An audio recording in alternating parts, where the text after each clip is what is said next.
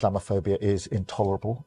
It can never, ever be justified, and we have to continue with a zero tolerance approach. And I think there's more we can do in government. There's certainly stuff online which I think needs tackling much more robustly than it is at the moment.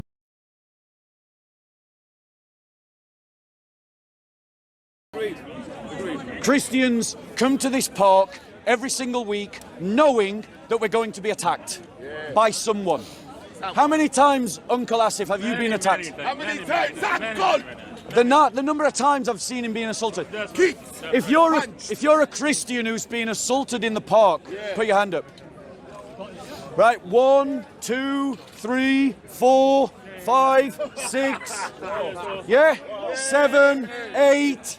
8 Christians have been attacked in this park. How many? No, what? Threatened a few days ago. Threatened a few days ago. He's not even a Christian.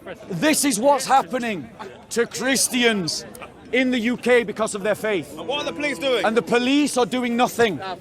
Things have got so bad that even the mayor, like you said, of London, Sadiq Khan, says he no longer feels safe there.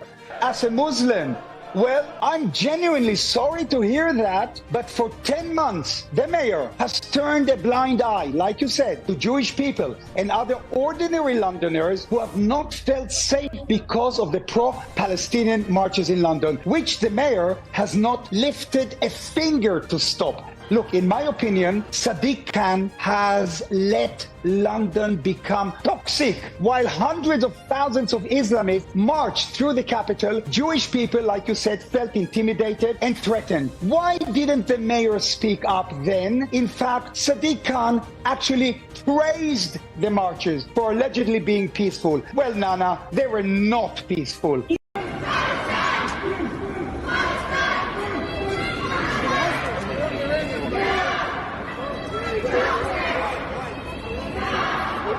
Why recording me for?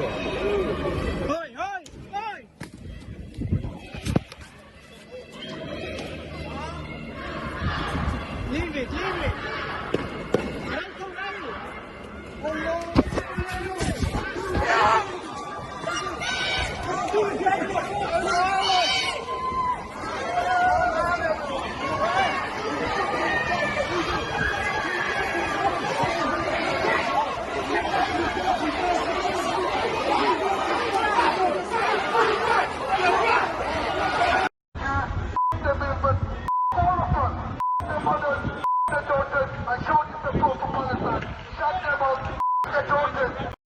Posters of missing Israeli children were torn down. This is for Palestine. They're not mutually exclusive. It's children. It's children. It's innocent people. Okay, what about the children in Palestine? That's not. It doesn't make it right. As tempers flared on a street in London, Hamas had called for an international day of rage. In Canada, a Jew attacked in broad daylight. And in Florida, this pro-Palestinian caravan says Hitler was right. Here is the kicker for you, all right? So Gabriel Abdullah pleaded guilty to those 2 relatively minor offences, and we can now reveal what he was sentenced to. 18 months imprisonment suspended for 2 years, 12 months imprisonment suspended for 2 years to run concurrently, a 9-month alcohol treatment requirement, 30-day rehabilitation activity requirements. So, the punishment for a man who took a knife to a kosher supermarket and attempted to stab Jews while shouting about Palestine is no prison time. Here we go. On the left, you've got someone Musk says made a racist comment, got 15 weeks jail. In the middle, someone who sold anti-immigration stickers and for that got 24 months in prison. And on the far right, someone who repeatedly raped a 12-year-old girl and got a 2-year suspended sentence doing 180 hours community service with no prison time, asking what the hell is going on. So Billy was sent to prison for simply being angry and expressing his opinion against the police. He didn't incite violence or anything like that. The arrest was, he might have also said it, he might have also done other things, right? But the sentencing was simply for that comment. The Labour MP is going to be fine. And that teenager who took someone's life, you get 2 years. 12 weeks for this, right? Two-tier policing. Tier number 1. Asylum seeker ordered to pay only £2 a month for assaulting an emergency worker. Why? He was let off community service because he doesn't speak English. So they brought down his sentence. Mustafa al-Mbaidib. Second tier. Steve Mallon, jailed for 26 months for shouting at a police officer. But our religion tells us to stand up against kuffars that are not merciful, that are zalims, that are kuffars, and that's why we've come here together to stand together. He threatened people's lives. He literally said, we need to basically aim for their throat, get rid of them. Those who he claims to be far right. Those who he doesn't like because of their views, for example. Let's go. They hurt.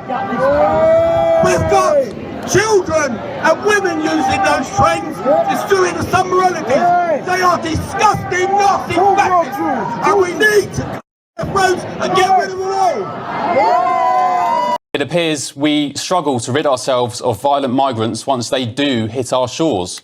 It was also revealed today that the Kurdish man Sinhir, trying to kill a London commuter by pushing him onto tube tracks, was in fact a sex crime migrant already facing deportation from Britain for a litany of criminal behaviour.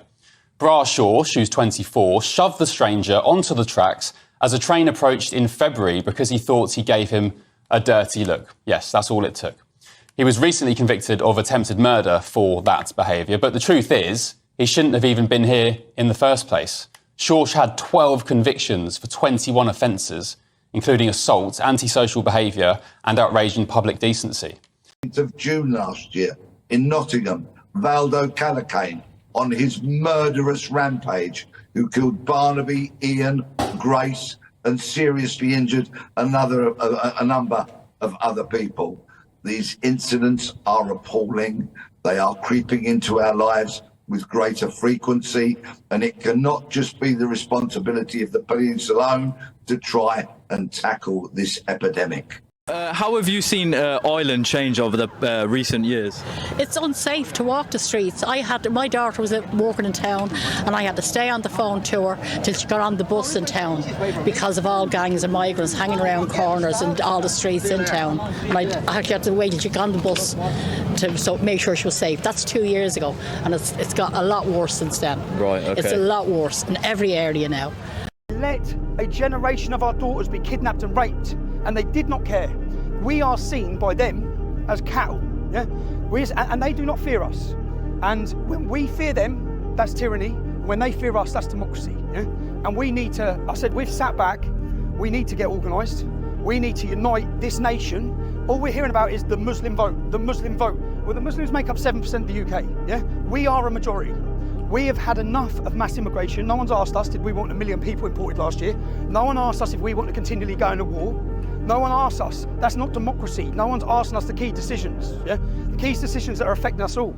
Another 355 came across the channel yesterday, 114 on Monday, 113 Sunday, 128 Friday, and so on and so forth.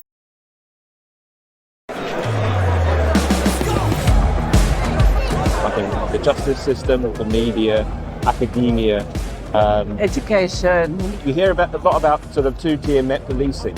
I think that's also fits with that. So I think we could be in trouble. I think we need to stand up and be counted, and show everyone that we're British, we're patriots, we love this country. It's given so much to us, and this is a little way that we can pay it back, pay the country back.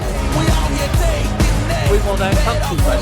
There is a feeling and a passion and a voice that we want Britain to be Great Britain. We want it to be a lovely country. For the future.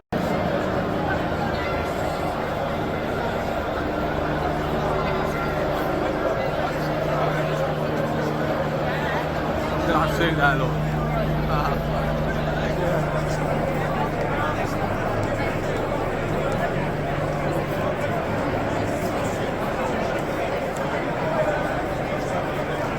You had a question. Yes, sir.